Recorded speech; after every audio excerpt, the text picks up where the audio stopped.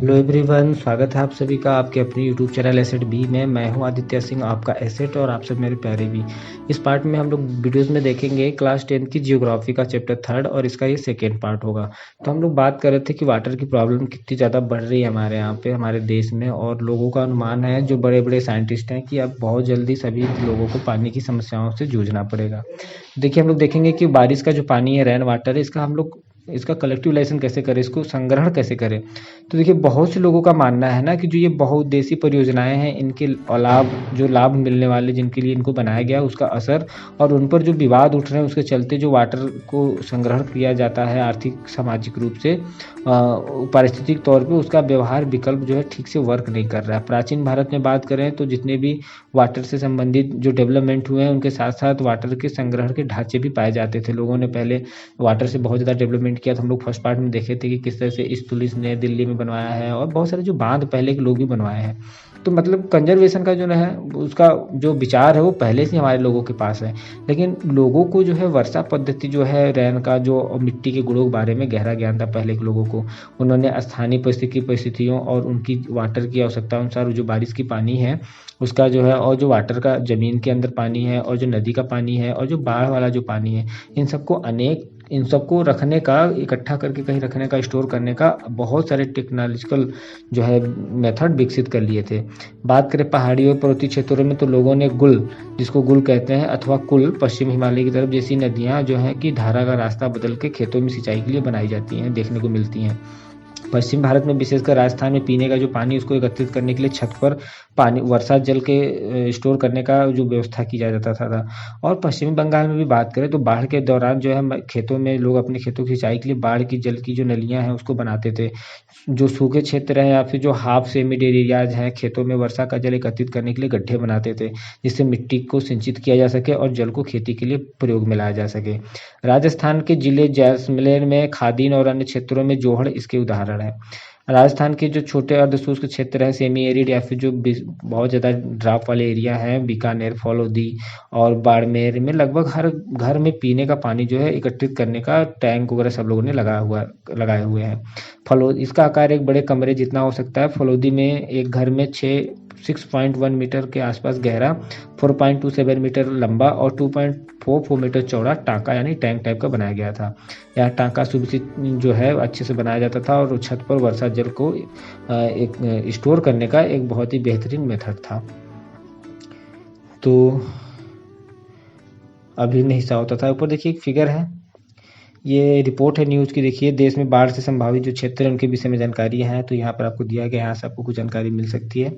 उसके नीचे देखिए फिर फिगर ए में देखिए हैंडपम्प के माध्यम से फिर से इसका पानी हम लोग पा रहे हैं, और नीचे देखिए बेकार पड़े कुएं के माध्यम से जल को फिर से हम लोग पा रहे हैं। Are you a water harvester, देखिए यहाँ पे पानी कैसे उल्टा छटा करके लोग बचा रहे हैं, मतलब डिनोट कर रहे हैं कि वाटर को हमें किस तरह से स्टोर करके रखना चाहिए। तो देखिए, पीवीसी पाइप का इस्तेमाल करके हम लोग छत पर जो है वाटर को इकट्ठा कर सकते हैं। रेत और ईंट का प्रयोग करके हम लोग फिल्टर कर सकते हैं। ज़मीन में पाइप के द्वारा जल हौज तक पानी ले जाया जाता है, जहाँ से इसे तुरंत यूज कर सकते हैं।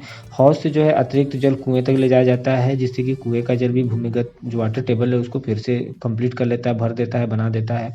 बाद में इस वाटर का प्रयोग हम लोग अपने अपने अलग अलग बातों में कर सकते हैं, कामों में। फिगर नंबर 3.5 में देखिए बारिश का पानी है, और इसको संग्रहण करने की पारंपरिक रूप से विधि है। यह एक कुल से वर्तुल ग्रामीण तालाब बनता है। काजा गांव का चित्र है ये, जिसके जरूरत पड़ने पर ही पानी इसमें छोड़ सकते हैं। तो जो वाटर टेबल स्टोर है ये, जिससे मुख्य घर का आंगन में बनाया जाता था, वे घरों की ढलवा छतों से पाइप द्वारा जुड़े होते थे। छत से वर्षा का पानी इन नलों से होकर भूमिगत टंकी तक पहुंचता था और इसे एकत्रित कर लिया जाता था। बारिश का जो पहला जल छत और नलों को साफ करने में प्रयोग होता था, उसे स्टोर नहीं किया जाता था। इससे बाद वाली जो वर्षा होती थी उसको संग्रहित किया जाता था, क्योंकि जो पहला वाटर होता है, कहते हैं पहले वाले बारिश में एसिड रेन होती है, उसमें एसिड होती है, तो उसको स्टोर नहीं करते थे, उसके बाद वाले को स्टोर करते थे। टाँका में बारिश का जो पानी है वो नेक्स्ट जो रैन का सीजन आएगा उसको इकट्ठा किया जाता था, और इसे जल की कमी वाले जो क्षेत्र हैं वहाँ तक पानी पीने के लिए उस समय तक भी ये पानी का जो वाटर टेबल है यहाँ पे मेंटेन रहता था, और आराम से लोग पानी पीते थे। बारिश का पानी अथवा पालर पानी, जिसको जैसा कि इसे अनेक नाम क्षेत्रों में पुकारा जाता है इस नाम से, जो नेचुरल वाटर है, इस शुद्धतम रूप में इसको समझा जाता है। कुछ घरों में तो टाँकों के साथ भूमिगत कमरे बनाए जाते थे, क्योंकि जल का यह स्रोत इन कमरों को भी ठंडा रखता था, जिससे ग्रीष्म ऋतु में एसी का काम करता था और गर्मी से राहत मिलती थी। एक बहुत ज़्यादा रोचक वाली बात है कि मेघालय की राजधानी शिलांग में छत पर बारिश का पानी जो है इकट्ठा किया जाता है या प्रचलित है। यह रोचक इसलिए है क्योंकि चेरापूंजी और मासिनराम जहाँ विश्व की सबसे अधिक वर्षा होती है, शिलांग से 55 किलोमीटर की दूरी पर ही स्थित है और यह शहर पीने के जल की कमी की गंभीर समस्या का सामना करता है। जल के लगभग हर बात करें शहर के भी तो हर घर में छत पर पानी के जो वर्षा की जल है इसको स्टोर करने की व्यवस्था है। बात करें जो डोमेस्टिक हमारे वाटर की ज़रूरत पड़ती है तो इसकी मांग लगभग 15 से 25% हिस्से जो है वो पूर्ति जो है ये कहाँ से कर लेते हैं, ये लोग वाटर से कर लेते हैं, जो ये अपने छत पे बनाए होते हैं उसी से, रेन वाटर से। तो यह बहुत ही दुख की बात है कि भाई आज पश्चिमी राजस्थान में जो बारिश का पानी है उसको स्टोर करने की जो रीति है वो इंदिरा गांधी नहर से ही उपलब्ध जो 12 मासी पेयजल के कारण कम होती जा रही है। हालांकि कुछ घरों में टांकों की सुरक्षित सुविधा अभी भी है क्योंकि उन्हें नल के पानी का स्वाद पसंद नहीं है। सौभाग्य से आज भी भारत के कई ग्रामीण और शहरी क्षेत्रों में वाटर को कंजर्व और स्टोर करने का जो तरीका है वो प्रयोग में लाया जाता है। कर्नाटक के मैसूर जिले में एक गांव है सुदूर गंडाथूर में जो है वहाँ के लोग अपने घर में जल की कमी को पूरा करने के लिए बारिश का जो पानी होता है उसको स्टोर करने की व्यवस्था की हुई है। गांव के लगभग 200 घरों में यह व्यवस्था है और इस गांव ने वर्षा के पानी को गांव की ख्याति अर्जित कर ली है, मतलब स्टोर करके कि यहाँ पर भाई बहुत पानी है। और यहाँ प्रयोग किए जा रहे जितने भी बारिश के पानी है इनका जो ढांचा है इनके बारे में अधिक जानकारी के लिए आप 3.4 फिगर देख सकते हैं। इस गांव में लगभग हर वर्ष जो है 1000 मिलीमीटर वर्षा होती है। जो छत का जल है ये देखिए यहाँ फिगर नंबर 3.6 दिखाया गया है।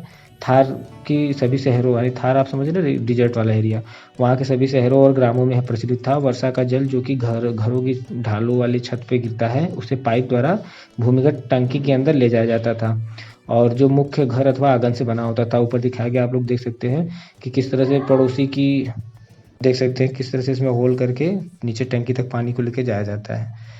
बांस द्वारा ड्रिप सिंचाई प्रणाली जो है आप लोग देखे होंगे मेघालय में नदियों और झरनों के जल को बांस द्वारा बनाए गए पाइप द्वारा एकत्रित करके 200 वर्ष पुरानी लगभग यह मेथड प्रचलित है। लगभग 18 से 20 लीटर सिंचाई वाली पानी का बांस वाला जो पाइप है उसमें आ जाता है और उसे सैकड़ों मीटर दूरी तक ले जाया जाता है। अंत में पानी का बहाव जो है 20 से 80 बूंद प्रति मिनट तक घटाकर इसको पौधे पर छोड़ दिया जाता है। बड़ा आसानी से, कितना मतलब ज़्यादा दबाव भी नहीं पड़ता है। फिगर 1 में देखिए पहाड़ी शिखरों पर जो है सादा नीरा झरनों की जो है दिशा परिवर्तित करने के लिए बांस के पाइप का उपयोग किया जाता है। इन पाइपों के माध्यम से ग्रेविटी के द्वारा जो वाटर है वो पहाड़ के नीचे वाले स्थानों पर भी पहुंचाया जाता है। फिगर नंबर 2 और 3 देखिए, इसमें बांस से निर्मित एक चैनल है जिसके पौधे से एक स्थान तक जल का बहाव परिवर्तित किया जाता है और पौधे तक बांस पाइप से बिछाई गई विभिन्न जल शाखा है उसको वितरित किया जाता है। पाइपों में जो है वाटर का जो फ्लो है वो इनकी स्थितियों में परिवर्तित करके कंट्रोल किया जाता है। फिगर नंबर 4 में आप देख सकते हैं कि यदि पाइपों को सड़क के पार ले जाना है तो उन्हें भूमि से ऊंचाई पर करके लेके जाया जाता है। फिगर नंबर 5 और 6 में दिखाया गया है कि चैनल सेक्शन जो हैं और जो पौधे हैं पथांतरण है इनके जल को सिंचाई के अंतिम चरण में प्रयुक्त की जाती है, यानी एकदम स्लो जब हो जाता है तब, और जहाँ पर पौधे होते हैं उनके पास ही उनमें होल किया जाता है और ये वहाँ पे गिरते हैं। तो कहने का मतलब ये है कि 1000 मिलीमीटर हर वर्ष वहाँ पे बारिश होती है और लगभग 10 भराई वाले यहाँ पे वाटर को स्टोर करने की जो कैपेसिटी है वो लगभग 80%, यानी 100% वाटर है तो समझिए उसका 80% ये लोग स्टोर कर लेते हैं। और हर घर लगभग प्रत्येक वर्ष 50,000 मीटर वाटर का स्टोरेज अपने पास करते हैं और इसका यूज करते हैं। लगभग 200 घरों द्वारा हर वर्ष जो है लाख लीटर जो है वाटर स्टोर किया जाता है। सोचिए कितनी बड़ी बात है ना। एक रोचक तथ्य बताया गया आपको कि तमिलनाडु में एक ऐसा राज्य है जहां पूरे राज्य में हर घर में छत पे जो है जो रेन वाटर है उसको जो है स्टोर करने का ढांचा बनाना एकदम अनिवार्य कर दिया है, मतलब बहुत ज़्यादा जरूरी है, रूल में लागू कर दिया गया है। तो इस संदर्भ में जो दोषी व्यक्ति हैं वो पर कानूनी कार्रवाई हो सकती है, मतलब जो लोग नहीं बनाते उनके ऊपर कानून का मतलब सरकार की तरफ से ऐसी कुछ योजनाएं लानी पड़ेंगी ना। जो देखिए कुछ तो होते हैं समझदार, कुछ लोग कहते हैं कि अरे एक बूंद टोपी से गिर रहा है तो उससे क्या हो जाएगा, और एक मैं बचाऊंगा थोड़ा सा 1 लीटर उससे क्या हो जाएगा। अरे भाई बूंद बूंद से ही घड़ा बनता है, ठीक है, पहले आप स्टार्ट तो करो, दूसरों की क्यों करते हो, आप करोगे आपका दिखा कोई और करेगा तब भी ये हो पाएगा। क्या है ना कि हम लोग बात करते हैं डेमोक्रेटिक इंडिया की, but we have the many problem with our unity section, तो we have to think about it. Third chapter में भी वाटर रिसोर्स के बारे में, और सेकेंड में फॉरेस्ट और स्पेसीज के बारे में, और आपका फर्स्ट चैप्टर में लैंड रिसोर्स के बारे में। देखिए हम लोग यूथ हैं और हम ही लोग फ्यूचर बनने वाले हैं। जिस काम के चक्कर में हम लोगों ने इन सब कामों को ध्यान नहीं दिया, जिस बिजनेस के, जिस अपने डेली रूटीन के, जिस अपने डेली के जो काम धाम है उनके चक्कर में हम लोगों ने इस पॉल्यूशन, पेड़ की कटाई और अपने एटमॉस्फेयर को गंदा करने, इस सब के बारे में हम लोगों ने सोचा तक नहीं। अब देखिए, अब सोच रहे हैं ना, अब तो चुपचाप बैठ गए हम लोग घर में, सब लॉकडाउन लग गया, कितना नुकसान हो रहा है। 1 साल के लॉकडाउन से हम लोग 10 साल पीछे गए हैं, हमारी इकनॉमी गई है, और आप लोग समझ सकते हैं कि फ्यूचर पे स्टूडेंट पे कितना ज़्यादा इम्पैक्ट पड़ा है इसका। तो आखिर हुआ वही ना, इसलिए मैं कह रहा हूँ प्लीज़ आप लोग इस सब चीज़ों पे आप लोग जागरूक रहिए और कोशिश कीजिए कि इन सब का हम लोग कंजर्वेशन और स्टोराइजेशन कर सकें। Okay, thank you. वीडियो कैसा लगा, अच्छा लगा तो लाइक कीजिए। वीडियो काफ़ी लंबा हो गया है। कोई समस्या आती है तो आप हमें कमेंट सेक्शन में बता सकते हैं। Thank you.